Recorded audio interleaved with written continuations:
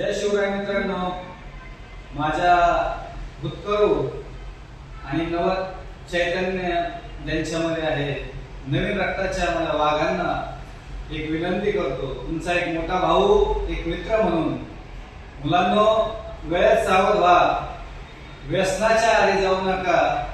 आणि तुमच्याकडे वेळ आहे, आम्हाला तर वेळ निघून गेल्यानंतर कळलं शिक्षण म्हणजे काय असतं, पण तुमच्याकडे वेळ असेल तर तुम्ही शिक्षणाकडे आपला सर्व फोकस केला पाहिजे आणि वेळेसोबत आपले प्रयत्न सातत्य ठेवा।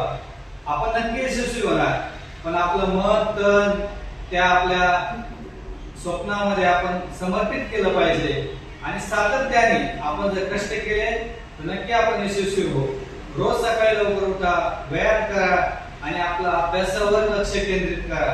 आमच्यासारख्यांना उशिरा शहाणपण सुचलं तरी पण छोटीशी नोकरी आम्हाला लागली, तुम्हाला खूप मोठी नोकरी किंवा खूप तुम्ही तुमच्या जीवनात यशस्वी होणार, फक्त सातत्य ठेवा।